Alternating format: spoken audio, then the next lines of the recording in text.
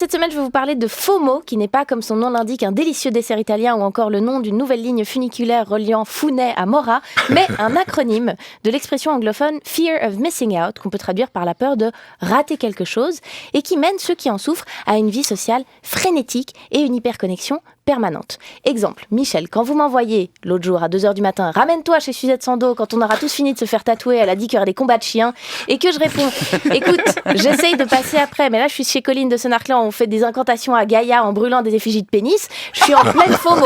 Et je suis tiraillée entre ce que je vis et ce que j'aimerais être en train de vivre par le truchement de mon téléphone portable. Au fond, je sais très bien qu'on va finir par faire un cercle des femmes au clair de lune, accompagné par une harpiste et un chœur de travailleuses du sexe chiliennes chantant une version non genrée de l'International. Je sais que bientôt, donc, l'aurore aux doigts de rose pointera ses 10 doigts de rose, prend ça Stéphane de Groot, et que donc je ne vous rejoindrai pas, Michel, mais je vous dis quand même le contraire, parce que je n'arrive pas sereinement à m'y résoudre. Et je vous parle de FOMO aujourd'hui parce qu'il y a 10 jours, le Guardian publiait un article sur ses participants à une émission de télé-réalité britannique de la chaîne Channel 4, intitulée Eden, qui consistait à mettre une vingtaine de gens privés de téléphones portables et autres technologies modernes dans un coin perdu des Highlands écossais et de filmer la vie trépidante de ces femmes et ces hommes condamnés à cette autarcie médiatique. Le problème, c'est que l'émission a été déprogrammée en août dernier, faute d'audience, et que les participants n'en ont été informés qu'à leur sortie, il y a une semaine. Voilà. Non mais vous imaginez, c'est incroyable. Les types, ils sont sortis. Quoi de neuf ? Écoutez, les Segway existent toujours, George Michael est mort et ça fait 8 mois que vous vivez comme Natacha Campouche pour rien du tout. Non mais c'est fou quand même. Et c'est dingue parce que l'expérience perd tout son sens à partir du moment où ils sont plus regardés. Finalement, c'est un petit peu comme jouer à cache-cache avec un enfant de 6 ans qui, avec les facultés de concentration qui sont les siennes, décide plutôt, après 5 minutes de recherche, d'aller prendre son goûter devant un film. Et vous êtes là dans une penderie méditant en vain sur les mérites d'une éducation Montessori parce que merde, il n'y a qu'une penderie, ça devrait pas lui prendre 45 minutes de vous trouver.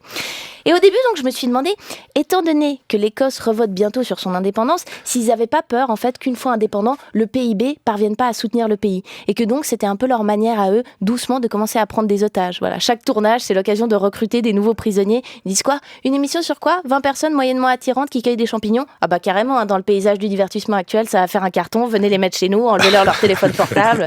On vous les garde au frais un petit moment. Et j'ai l'impression que ça dit un truc intéressant sur cette espèce de maladie de l'époque, sur le bougisme un peu généralisé dont on souffre en ce moment, sur l'obsession pour la nouveauté, le changement comme valeur nécessairement positive. Je veux dire, on sait faire des émissions classiques qui marchent bien, mais non, évidemment, il faut toujours surprendre avec du différent à tout prix, qui ait du fond ou non. Sauf que, comme le prouve le succès de l'émission, l'innovation a ses limites. Et finalement, c'est aussi un peu ça la leçon qu'on retirera probablement de l'élection de Donald Trump et du Brexit, c'est dire oui, ça suffit avec le néolibéralisme, c'est une chose, mais le remplacer, ça demande un peu plus que des cris et de la fureur, comme disait Shakespeare, dont en parlant de notoriété, on ne sait toujours pas si c'est un homme, une femme ou 12 clowns entassés dans une 2 chevaux.